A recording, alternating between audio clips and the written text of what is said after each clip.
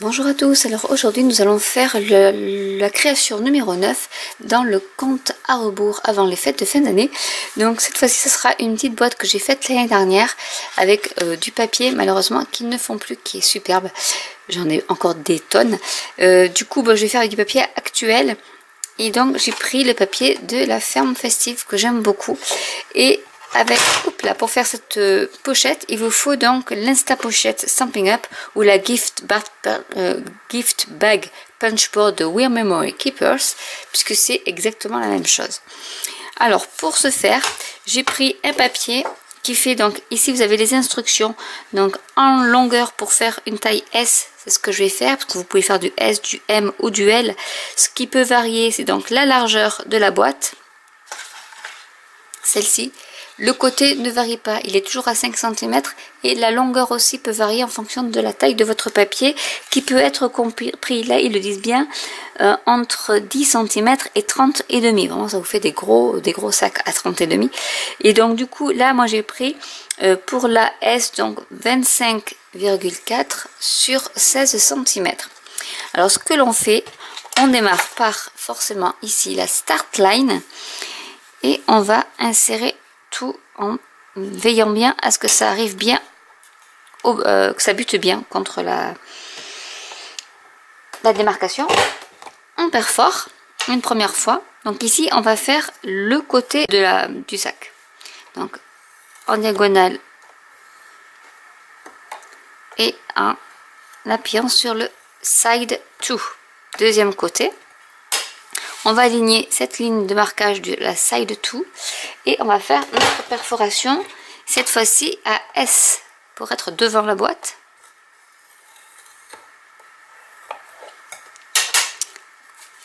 On aligne notre start line à cette ligne de marquage, on perfore et on fait notre côté. Donc pareil, les diagonales, la ligne centrale et la ligne side 2. On aligne à notre start line, on perfore et on arrive à S ici. Et quand on arrive là, on perfore également pour que ça fasse un joli onglet. Et donc là, ce sera l'onglet qu'on rabattra pour coller. Donc ça, c'est le fond de la boîte.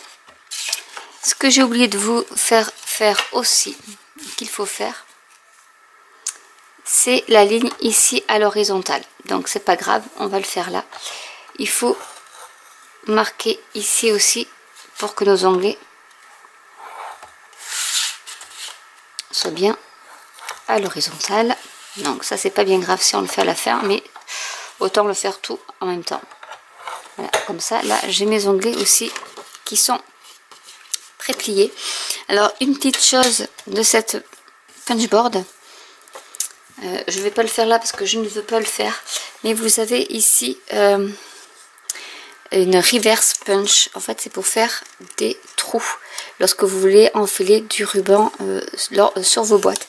Donc si vous voulez un tuto sur comment faire les trous qui se feront en fait à ce niveau ici, puisque là c'est le fond de la boîte, pour après attacher un ruban et avoir votre boîte non pas attachée avec une petite pince comme là c'est vraiment la version simple, mais avec un ruban. Donc maintenant ce qu'on va faire, c'est qu'on va plier, on va marquer nos lignes de marquage. Donc je vais commencer par celle du fond de la boîte.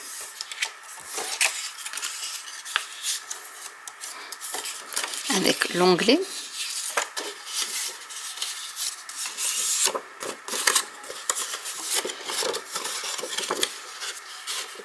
Les côtés de la boîte.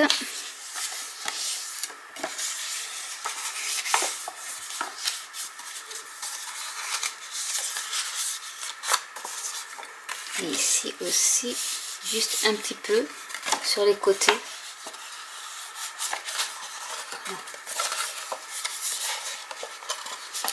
Donc maintenant, on va mettre en forme notre boîte.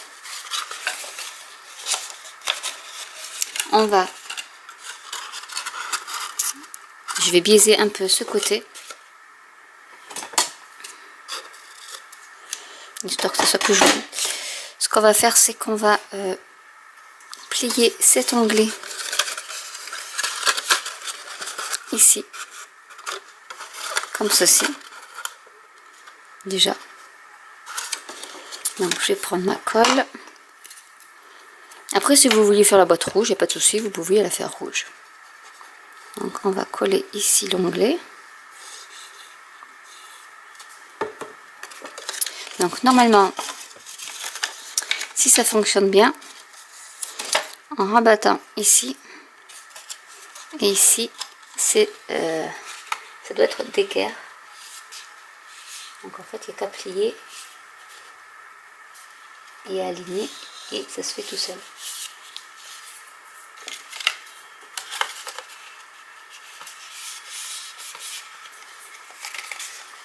Et maintenant, il n'y a plus qu'à plier le fond de la boîte.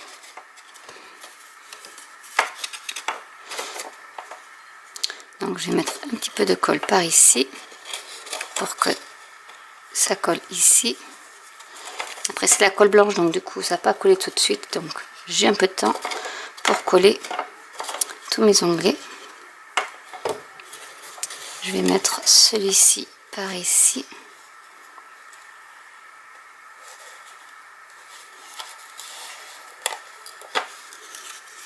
Je vais mettre comme ça, ce sera plus simple. Et avec le plioir, je vais bien tout coller. Et ici, il n'y a plus qu'à pincer. À mettre votre petite épingle.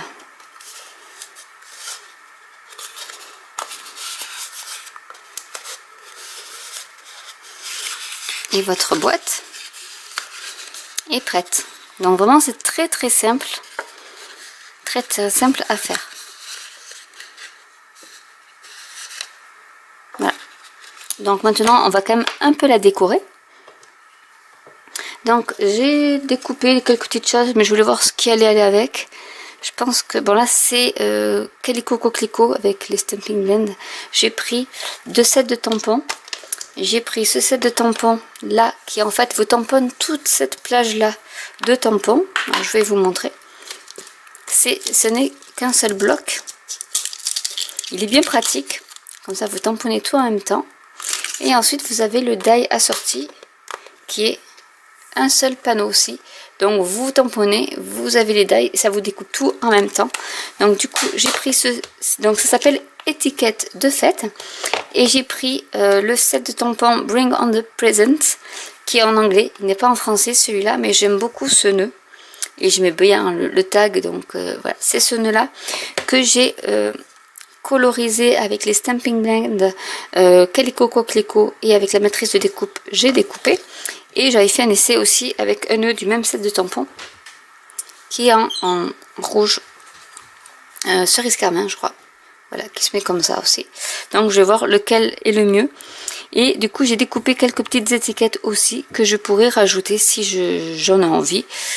Donc on va faire tout ça. Je pense que je vais mettre... Alors je pense que celui-ci, même si c'est pas le même rouge. Après celui-là il est un peu petit. On va mettre ce nœud là. Donc là je vais prendre des dimensional. Parce qu'en fait ce que je vais faire, c'est que je vais mettre des dimensional comme ceci. Et je vais y mettre du ruban donc qui est très vanille avec la bordure dorée que je vais coller sur mon nœud, sur mon nœud en papier comme ceci. Donc du coup ce que je vais faire, c'est que je vais en mettre un autre par ici. Je vais enlever ces deux là.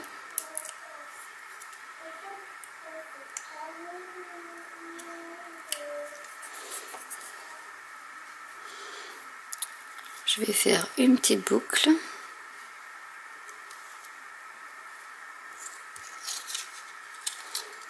Et je vais essayer de coller mes deux pans pas assez haut. On va le faire comme ça pour qu'il soit assez haut.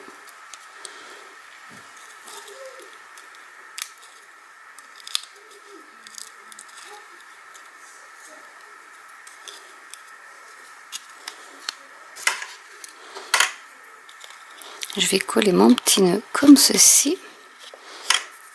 Je vais couper l'excédent.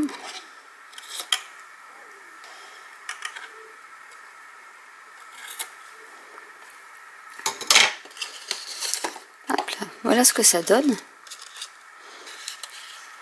Et on peut y rajouter ne pas ouvrir, par exemple avant Noël, que je peux mettre par ici. Donc je vais juste le coller en cachant un peu le trou.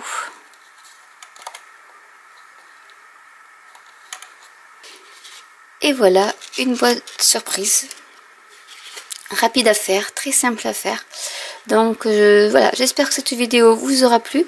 N'hésitez pas à commenter, à liker, à vous abonner ou à cliquer sur la petite cloche pour être mis au courant des nouvelles vidéos.